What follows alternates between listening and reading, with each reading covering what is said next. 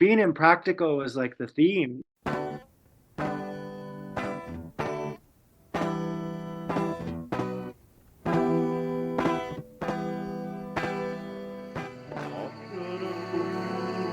New Mexico, had enough of this city. At the end of my road, filled up my tank at the Texaco. The view ain't that pretty, and I just can't go. Hello, and welcome to episode 24 of the Who Cares Anyway podcast. My guests on this episode are David Costanza and Anne Speroni. And this is the first time I've ever had two guests appear together on this podcast, but in their case, they have been making music together for, let's just say, a long time, since the 1980s, in fact, when they made up part of the group the Whitefronts. And then more recently, they have been the two mainstays behind The Art of Flying. And we talk about both of those groups here, but a little flashback. So dedicated listeners of this podcast may remember back in episode 6, my interview with Hisham Mayet of Sublime Frequencies and Bulbous Monocle Records. He mentioned the Whitefronts. The Whitefronts, yeah, is a band that I'm enthralled with. Their album that was self-released from '86 is, to me, a phenomenal LP that I would tell anyone to go find while they're still available to be found. I'd say it's one of the seminal releases of the time. I mean, from a mid-'80s standpoint, it's as weird as anything and really presages a lot of the stuff that we've been discussing. And so that was back in early 2023. Since then, plans have materialized for a Whitefronts release. I think it's going to be their previously unreleased second album. It might be released under the name The Fronts, just because of problematic associations with the band name that were certainly not intentional on their part. But to avoid any misunderstandings, they might just call that The Fronts. I'm not exactly sure. But anyway, I took Hisham's recommendation and procured a copy of that record, Roast Belief, and then sort of followed the old trail on Discogs, and that's what led me to Art of Flying and their extensive discography on Bandcamp, which I began digging into. Now, what does this have to do with the book, you might be asking? The book, Who Cares Anyway? Well, here's where I need to issue a little mea culpa, and that is that while I did come across the name The Whitefronts in my research, in particular, a couple of tracks appear on a Banana Fish compilation. It did not register with me that they actually were based in San Francisco at any point. I don't know how that happened, but I just kind of overlooked it, and I somehow got in my mind that they were from Chico or somewhere else, which is not true. But anyway, they are not written about in the book at all. But certainly what they did is relevant to the book and in the spirit of what I was writing about, and so we can consider this, as with some of the other interviews, sort of a make good. It's part of the whole project object, we could say, the book plus the podcast and whatever else comes along with it. And so that is that. So without any further ado, I'll go ahead and let us get into the episode, my interview with David Costanza and Anne Speroni.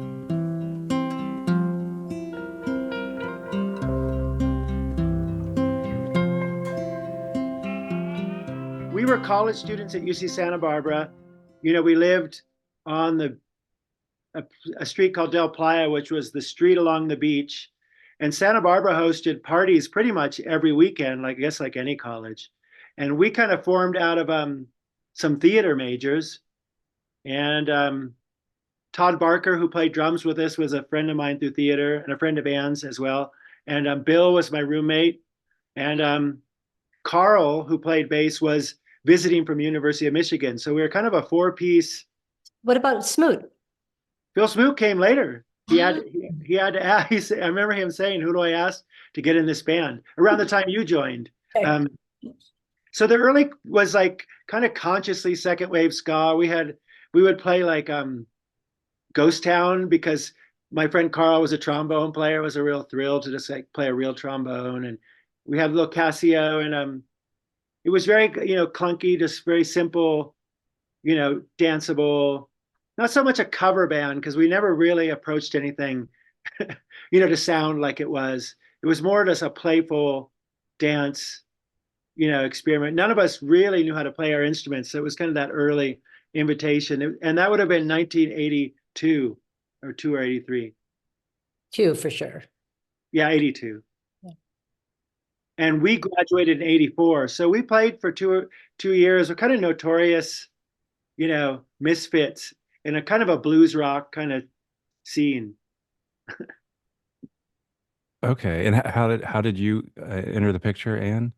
I was friends with these guys and I was hanging out, and their bass player was a childhood friend of Dave's, but he was at school in Michigan. So when he left after the summer, they needed a bass player and they asked me, and that was like my secret private dream that I had never told anyone. And it was so exciting for me to finally get to be in a band. So yeah, it was great.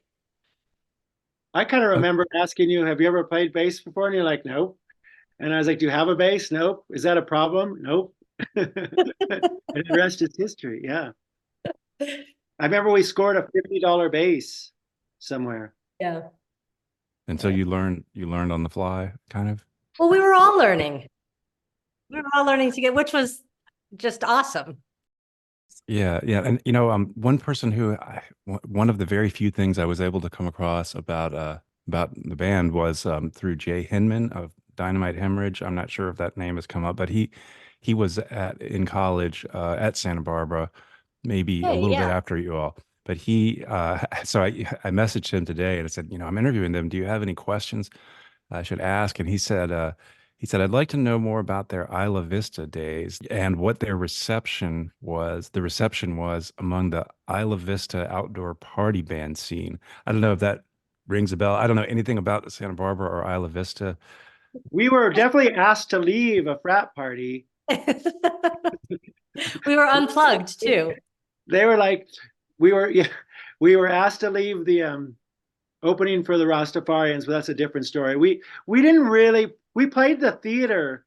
We were not well received, I think, in any kind of way in the larger Isla Vista community. But we were, we would set up in a kitchen and play a dance party.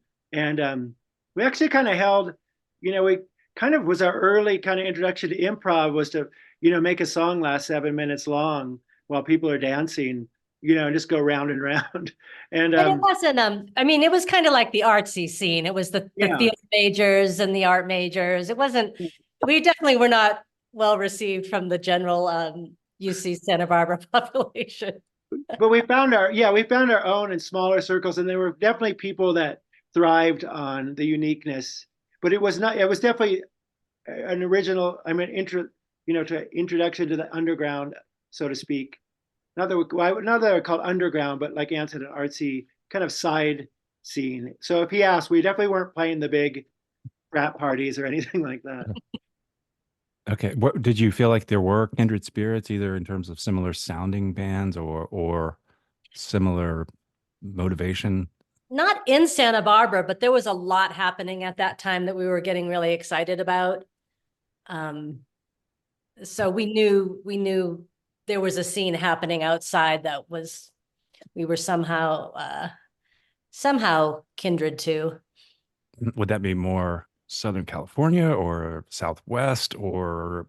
Well, at that time, bands would get, paid well to play at college. So I saw Dream Syndicate, X. So seeing things like that, come through the college was more the kindred spirit. Not that, they were on another level in terms of skill and fame, but those were what we saw, that scene that was emerging musically. It was not, I can't think of anyone at UCSB that was playing in that kind of spirit of just complete ragtag, DIY stuff that we were doing at all. But we were inspired by this kind of larger move of, someone would have a single of Go-Go's and, stuff like that. Okay. And then this is fast forwarding a little bit. I'm not sure how much, but I guess at a certain point you all graduated and that's what kind of led you to move. But were you mulling different options, or what led you to San Francisco as opposed to maybe LA or somewhere else?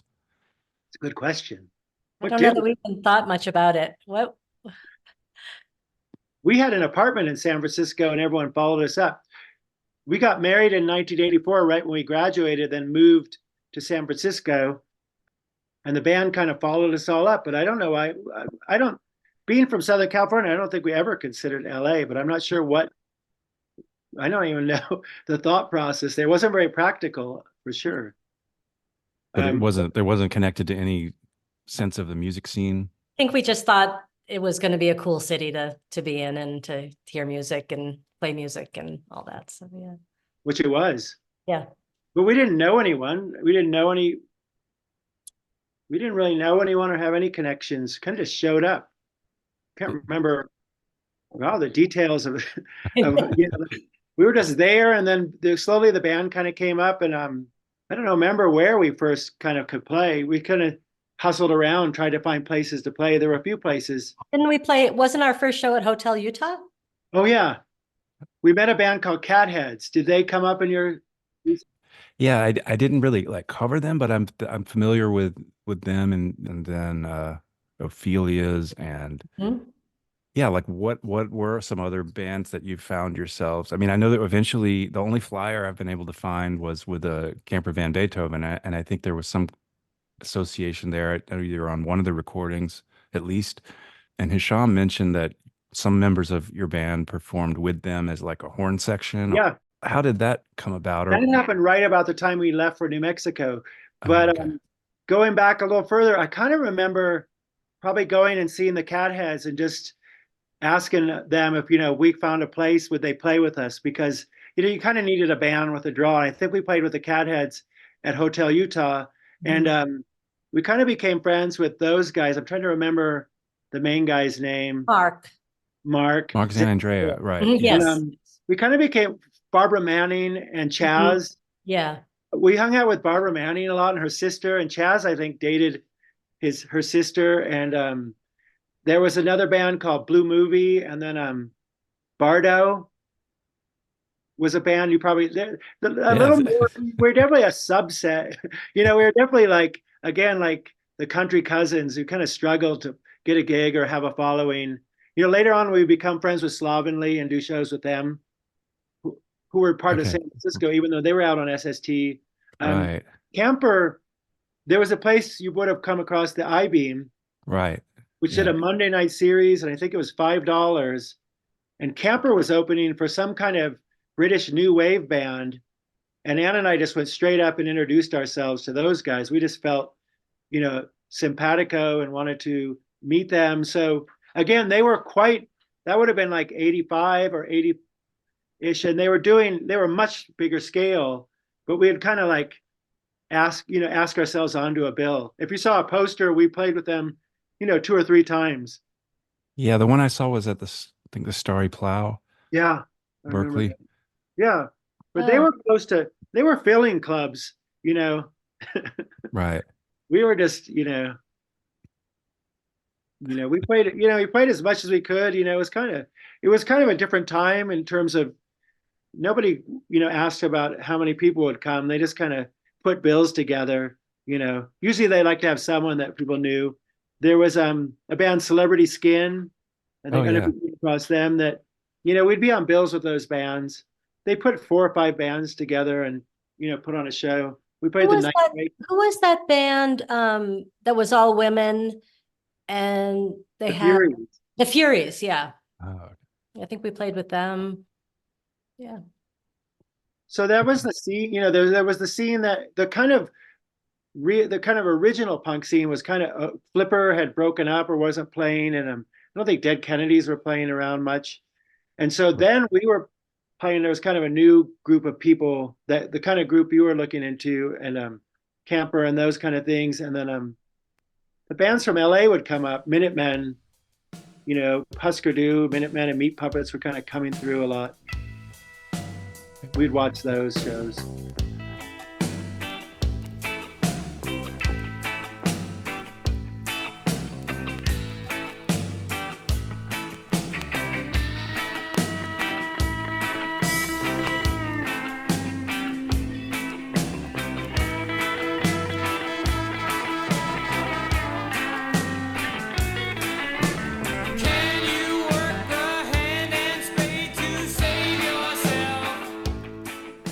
I didn't realize that you all were kind of a ska band. I mean, there's one or two reggae-ish songs on the LP, but how did that evolution out of the ska thing take place? That happened in San Francisco when we just started. I think San Francisco, going to see bands and just having our mind blown by the people that were passing through. No one, I don't remember ever seeing, like, in terms of that kind of post-punk scene, people doing improv, but we were definitely listening. Well, actually, we were going to see Rova. Bruce Okay. Ackley, Rova, took kindly to us. He used to work at Aquarius Records, and he was supportive. And then we were seeing improv, and then we just kind of dismantled the ska and started doing live shows of complete improv. It wasn't really appreciated. It wasn't, and we didn't really care. We were, again, early on a bill, we would just play a half hour of completely improvised sound and noise. And so we were very conceptual artists in that way. We were like, I remember doing a benefit and we like, let's just play two notes over and over. We all did it. And Or make ice cream. yeah, we made ice cream and reflected mirrors back at the audience. Yeah, San Francisco, we pretty much very quickly kind of deconstructed what we were doing. And we were definitely listening to a lot of different kinds of music, and definitely a lot of, like art ensemble, and then, just lots of different kinds of music. So we didn't really know what we were doing, but we just kind of kept breaking it down until we found a space that felt right. And I don't know that we ever really got there in San Francisco. It was just a lot of experimentation. And we weren't even all on the same page. So it was like, it was a really fun time, but we definitely didn't have a clear vision at that point. That's a good way to put it, because even within the band, I think there were 7 people, some people trying to be kind of logical and other people just trying to be illogical. I think there were people that appreciated us a completely chaotic event on stage for 30 minutes.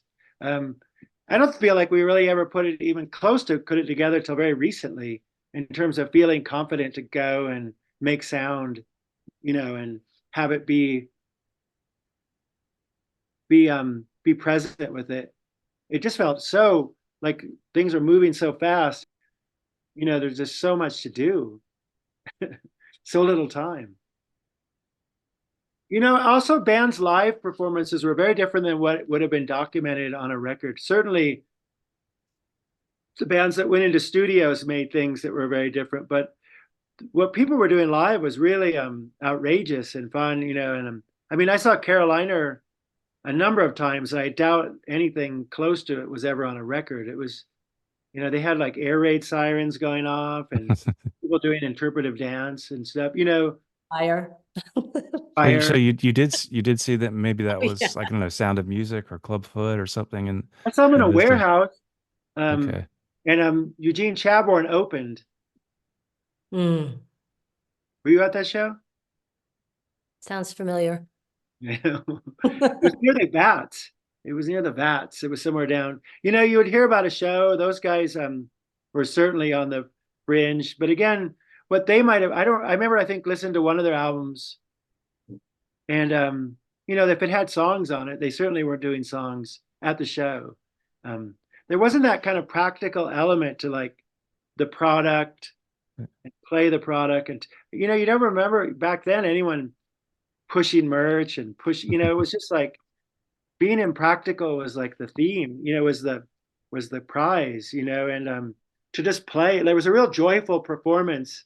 It wasn't really set in stone what sounds, people were going to make, or, just kind of let it rip. And, a lot in San Francisco, we had 2 basses and 4 guitars, and we started really kind of, at that point, we started, we put out the record and we kind of, Jackson, there was a band called Flying Colors. Did that come up? Yeah, yes. And I remember Flying Colors and Jackson Herring, who was managing Camper, gave us their list of all their connections. And we drove up And we drove all the way up to Seattle and played shows, and we stayed with the Walkabouts, and that would have been like 86, I think, something like that. Okay, okay. Yeah, and that kind of leads into the Flying Color. I know that they worked with Tom Mallon, but yeah, I saw him in the credits. And so how did that come about that you all wound up working with him, and what was that relationship like? It was very brief. He was $25 an hour, and we cobbled together all our money. He had an 8-track. He was recording Chris Isaac a lot at the time we were there, and he was down, I think, not far from where Greg Freeman would end up. So he had a half-inch 8-track, and we paid for 2 days, and with 8 tracks, and we had 4 guitars, and he didn't come back the second day. He sent a different engineer. Aaron Gregory. Yeah, Aaron Gregory. Right. Okay. And he was really nice. And we were like, should we feel bad about this? And Aaron's like, oh, it's okay, just I mean, much later when the album came out, Tom Mallon gave me a really nice compliment and said it was really nice. It wasn't really his thing to record it, but it was the album. I don't know if you haven't done really any research. It was an early album to use cassette. We had things from a cassette. We had things from Tom Mallon's studio. We had things we had recorded ourselves. Okay. And so we kind of just put it all together, and we went over to Fantasy Records, and it had George Horn cut the record. It was kind of a splurge. Okay, yeah, because I was definitely it definitely sounded like it didn't come from, it wasn't all of the same fidelity, Right. and No. but it also it hints at different instrumentation. I don't know if there were people in the band who doubled on or tripled on different instruments, but it sounds even though there's 40 minutes or however much of music, you can kind of get a glimpse of this might be a band that plays really different kinds of sets from one night to the next. And then there's the little bit that I heard on WFMU's blog where they upload, I forget what there's a live cassette that might have been a radio station, a live radio performance, maybe.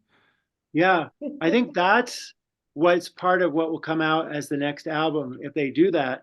That was something we did at KUSF. Okay. And we were friends with Marty Broombach, and we went in there and kind of let it rip. And I think we made a cassette and mailed it to WFMU. Okay. I think there's probably, I think there's only one. I think that's Burl Slab, Ann.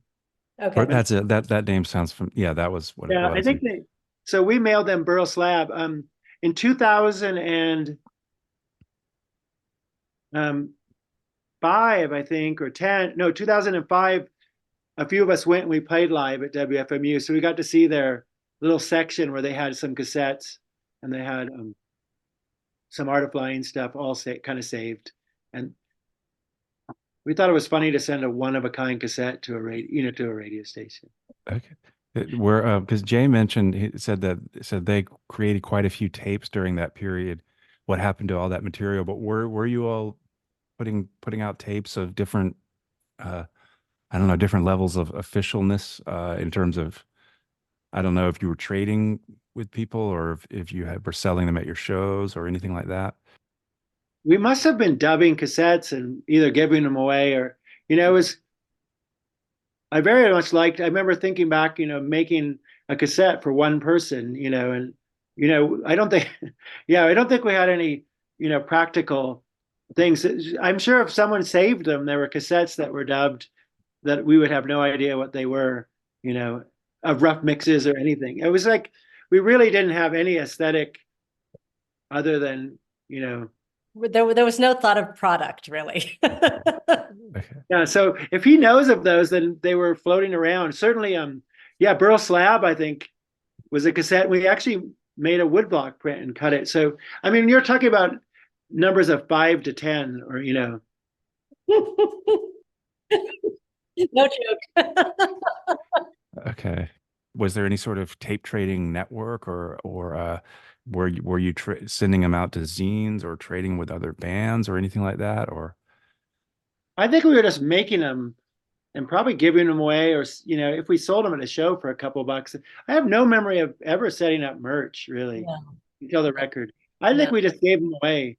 And they would have been we were doing a lot of live, like boombox rehearsal recordings, and sometimes we would record in a room. I think anything we were happy with, we would have made a cassette, given it a name, and again, maybe 1 to 10 copies. Again, it never really had the demand to, we kind of were, it feels like looking back, we're just moving through so much, so much to move through. There was no really looking back. And, I mean, now you're mentioning things I don't even remember, stuff like that. So, Well, like I lived in that world that you all actually physically lived in, like mentally lived in it while working on the book, and probably remember a lot, or it's not really remembering it because I didn't experience it. Right. It was very lived, and it was joyful and lived, and it was probably, I could see myself just thinking it was fun to make a cassette and put a name on it, make a cover and hand it to someone, or yeah, I have very little memory of actually selling them or having any until we did the record. I don't think we really thought about. And with the record, I don't remember selling them at shows. It was a different time because we made 1,100 copies, and they were all like places like Rough Trade, I think sold 200 of them. It was just like boom, and whatever money we got, we just spent, on burritos, fish and burritos, I'm sure. That was your own label, and it was the only release on it, as far as Yeah. I can tell. Is that right? Yeah. That was our label, and that was the only release. And then Camper had Pitch a Tent, and that we had kind of talked a little bit to them about putting the second album out with them. And then there was a lot of stress and frustration. And then that's when we kind of just hightailed it to New Mexico. We had a friend who bought some land, and he said, if you help me build a house, you can build a recording studio on the property. And we just left. You kind of answered my next question, or an eventual question, which was going to be how and when did you move? What was that, 87? Yeah. Summer of 87. Okay. And at that point, a few of us moved. Scud, who's still out here, who was part of the band, moved out with us. At that point, not all of the band moved, and it kind of dissolved. But there wasn't, now that way people connect through email, there was nothing of that. Once we were out here, we just kind of forgot about it. We stayed in touch with Camper. To finish with the Camper, it was right around the time we left, I started playing shows with them, and I continued to play and tour through 87, and played on Our Beloved Revolutionary Sweetheart. I played trumpet on it, and did a tour with them in 87, and then kind of stopped, playing with them.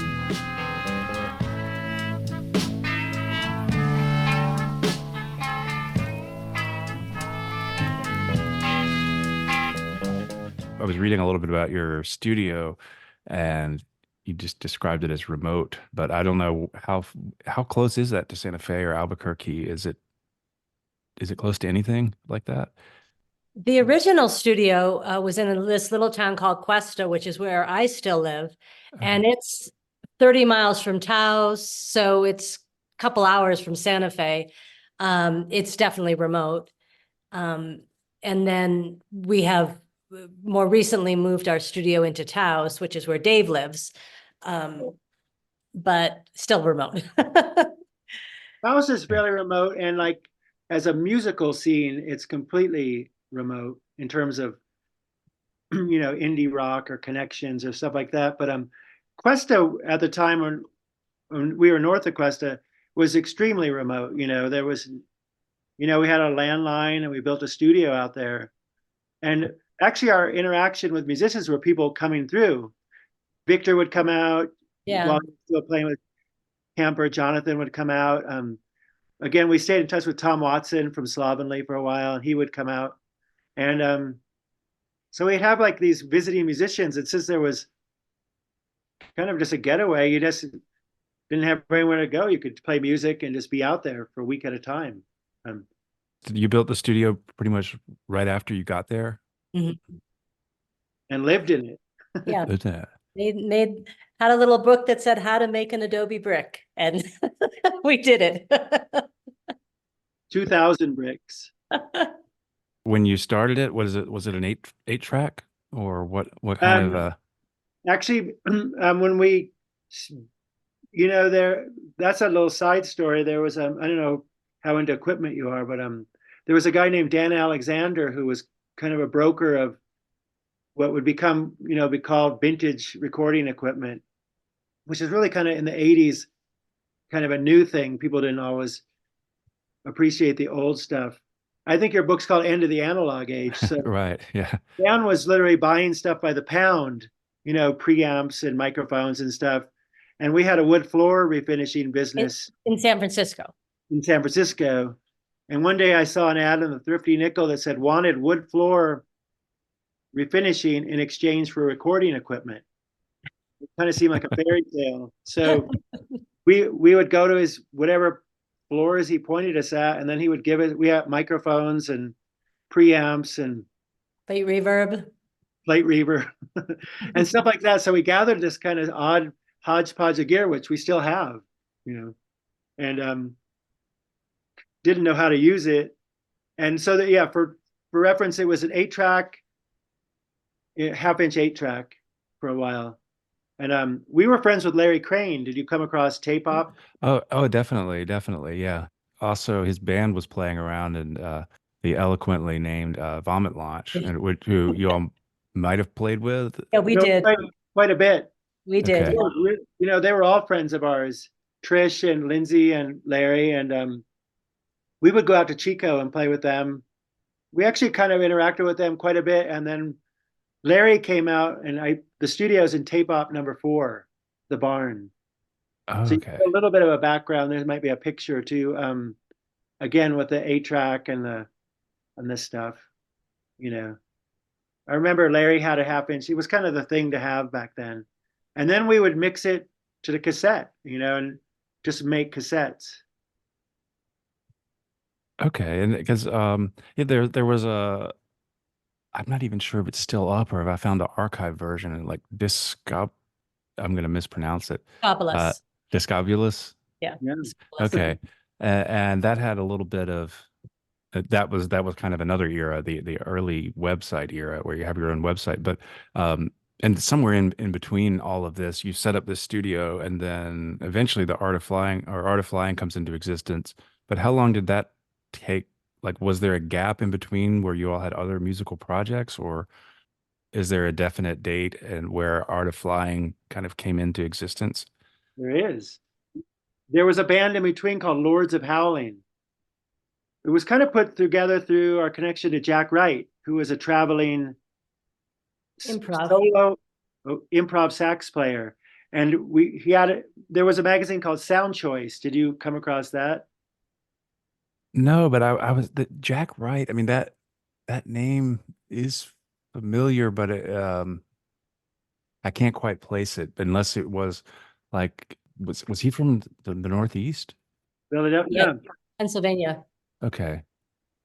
He was in Philly, and he had lived on Spring Garden Street, and he had Spring Garden Records, and he had like open call to improvisers. He had kind of a manifesto about improvising and traveling. And we went and saw him a couple of times, and then through him met a singer-songwriter and kind of formed a band around it. And speaking of releases, we made like 13 different cassettes, and there was a thing out of Boulder called Sounds True, where they would record Ram Dass and Trungpa and stuff, and they would be on cassettes, and they would sell them along with the books. And we had a friend who worked there, and he would bring us a box of these cassettes, and we'd tape over them, and we would just make tapes, and we would sell them for $5 each. And there's a few out there. Anne made these 10 cassette box sets, and so that's kind of the proof of that existence. And that went from shortly after we moved out there till 1998. And when that singer moved on, Anne and I were left with a studio, and sort of knew how to use the studio, sort of knew how to play, and we figured Well, you were always the one who did the engineering. You knew how to use the studio. But we just had to figure out how to just be the band without all the without all the headaches and all the you know, and all the drama and stuff like Yeah. that. So that's how Art of Flying was, just the two of us, and we were again recording with just mostly finished thing would be a cassette. Actually, it was the early days of CDs. Yeah, because our first release was a CD. Right. Yeah. And so there's, I think, 10 Art of Flying CDs now. And those were, Anne would make handmade, make 100 of them. And we would travel around to go see old friends, as a duo. We would go to Portland, we'd go through San Francisco.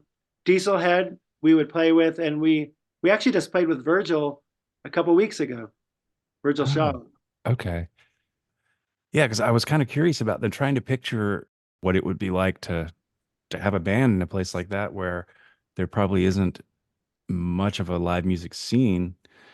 I think the whole magical thing about us moving here without really thinking about it very much is that it's more about making music than playing out.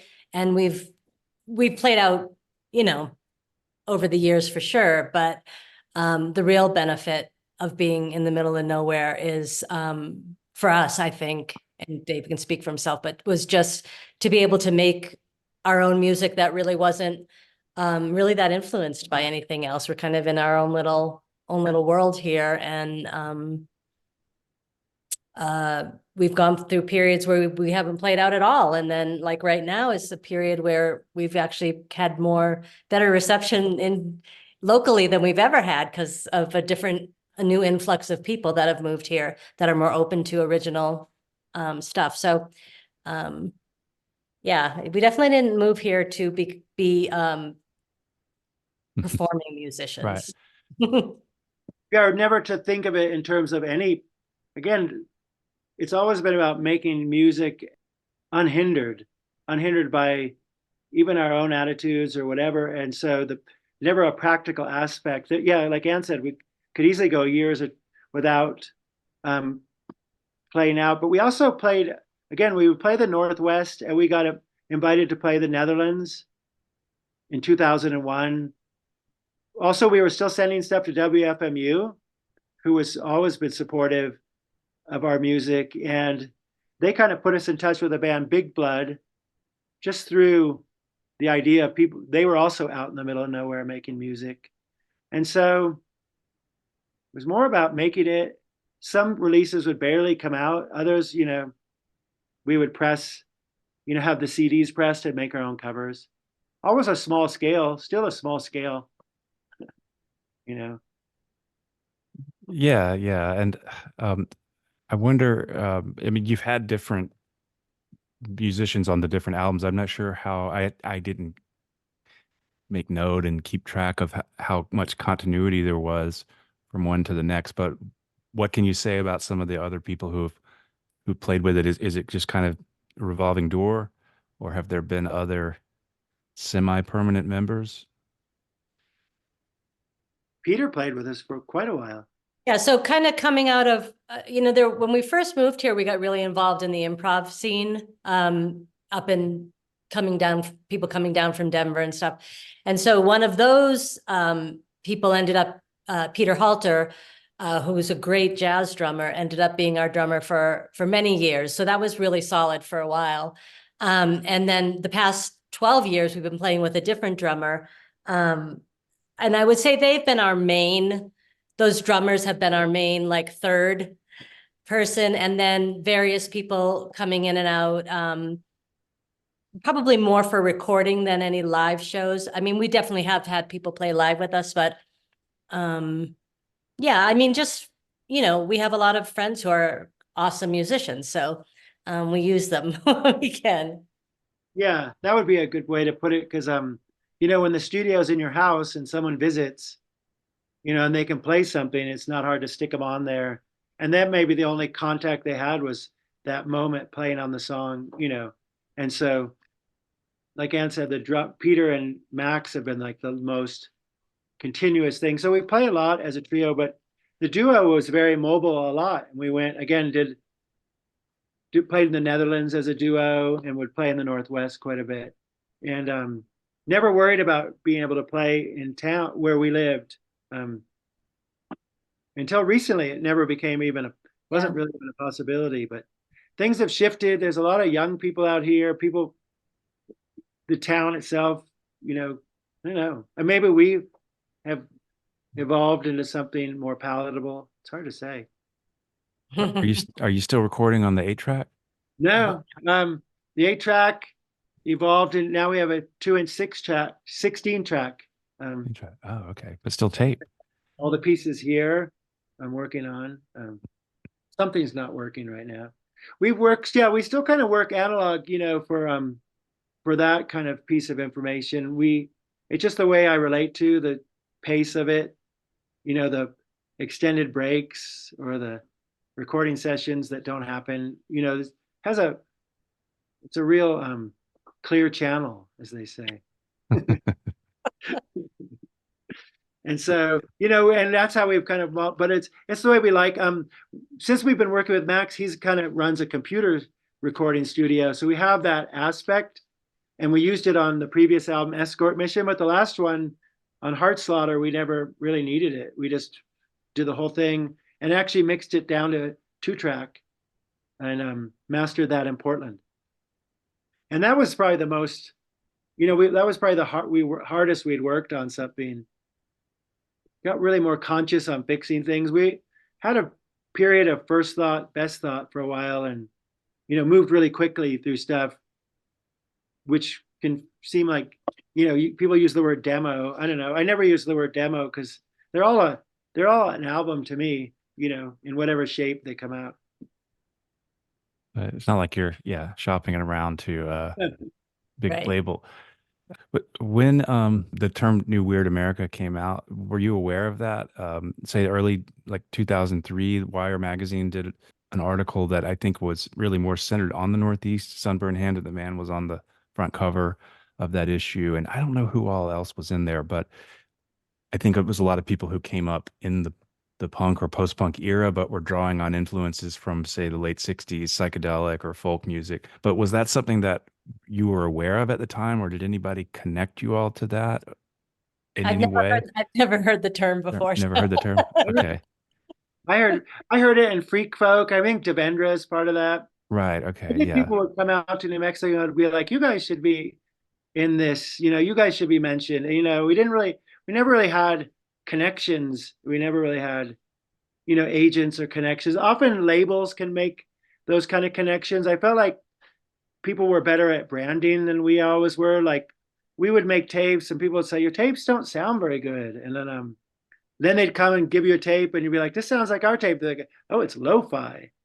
So we never really kind of had, we never called it freak folk or lo-fi and those things. And so now it just seems like really post, knowing what it is or why, or not say why, but what kind of music it is. It just really doesn't seem to be something that we needed to find. At the time I remember hearing about stuff like that and well, we missed that, but Okay. Yeah. And then, speaking of folk, big word, or not big word, little word, but encompasses a lot. But that's definitely what I hear as the main difference sonically between Whitefronts and Art of Flying. That again, it's a vague word, folk. But was there a period where I don't know if there's specific? I would only expose my ignorance if I were to mention something like Richard Thompson, or because I don't know much about like what other influences there might be. But was there anything in particular that influenced that element that's come into Art of Flying? Was that reconnecting with something that you had been into earlier, or was that? We did listen to a lot of Richard and Linda Thompson.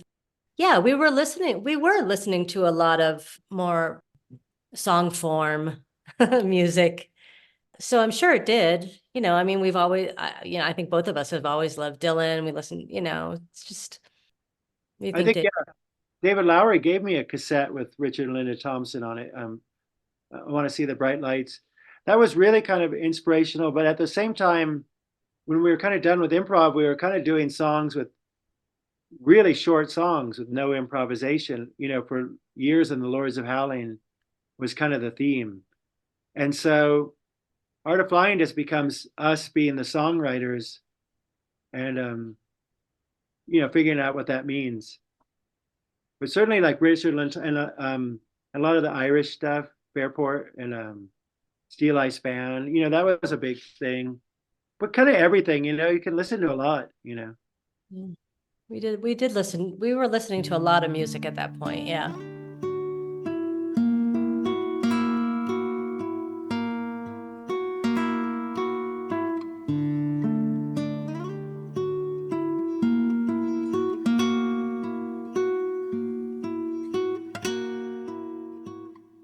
Do many bands or artists like travel out to record with you? I don't know what the status of the studio is now or how full time Yeah, that it's is. always been kind of our personal studio.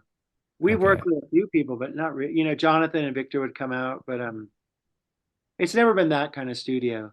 It's Not a been like been our home studio to do our own music, take as long as we want and be as impractical as we want, and kind of learn it. It's never been like, in the barn, it didn't have a control room. It was just in the room, stuff like that. It's never been, it's been nice equipment and we've learned how to use it. And the last album, we really made some breakthroughs sounding the way we wanted to sound. And Max was a huge influence on the last two albums, how they sound and, you know, how we mixed it and stuff like that. So, but never like a genre kind of, never like really a genre focus or, a genre goal. With songwriting, it's always like you write the song, you never know how it's going to be or what kind of music it is. I wouldn't know what kind of music Art of Flying really is. It's, in terms of, you know, folk rock. It doesn't really fit, and it never really fit into any genres. I mean, we never did, going all the way back. Never fit. Wasn't really in the ska scene. It wasn't punk. It wasn't really improv in that strict sense. It was just us kind of making our way in the world. Yeah, no, I was kind of in the book. I felt like I was taking a lot of stuff that was outliers in the context of like the bigger rock underground music narratives. If like say Our Band Could Be Your Life, which I read and really liked, and it's like, well, that's a fairly coherent narrative of say underground music in the 80s. But then, well, there's nothing about San Francisco. There's a lot of oddballs in San Francisco. Well, trying to put that together and get from point A to B to C, uh, inevitably looking for threads that I can connect. And I could almost say in retrospect or hearing this story, it's like you all were kind of would be an outlier among the outliers. It's just a good reminder of how there's always more out there. There's always more out there, and any kind of I wasn't trying to put things in boxes, but even there's things that resist even. I mean, I appreciate it, but there's a stubbornness to it almost in a good way, a stubbornness in the sense of not of sort of resisting any attempt to figure out what it is, but it's done for its own sake. And I think that in that sense, it really is in the spirit of, talk about impractical Caroline or some of these other things, extremely impractical and resistant to becoming part of any kind of machinery or any kind of assembly line. And I don't know. I always tell when people ask what kind of music Art of Flying, I always what comes to my mind is it's soundtrack music. It's soundtrack music to my life. That's all I can say. It's really, I mean, we just really do it for us. So it's always amazing when it actually speaks to somebody else. I mean, I don't think we ever expect that. And so it's always a nice little gift when someone gets something out of it. I think stubbornness to be is a. I think that what you just said, if you clip that out, it was probably the best definition of what we've been talking about this whole time. Is that to just be unlabeled, not to be a label, not to be a, you know, stamped out, just to be original, just to kind of, and so you're kind of erasing your own tracks from before, and you're you played a show and you did this and you want to do something different at the next show. And that's why I say when you talk about bands from that era, the ones I saw were so different than the things that eventually came out. The document would not be reflective. They might go out there and strum a ukulele or read a scene from Shakespeare, whatever they were doing. And so that stubbornness to be human and to be unique, I feel like in a way that's a thread through this all of it for us, though I don't feel so stubborn doing it now. I just feel more relaxed. And I don't think either of us are very nostalgic. So there's always something else to do, something new to make, something like, okay, what's next? We're always really excited to find out what's next, and don't really look back at all. True. I don't even remember what's on the album. I think I've done some research, but No, that is often the curse of those who whether they wanted to have a hit or not, or whether they become known for something or not, then they're defined in terms of that, and then it's a question of whether they actively react against that or whether they are sort of bound by it. But like once it becomes part of a little more like showbiz, then that conflicts with the original spirit of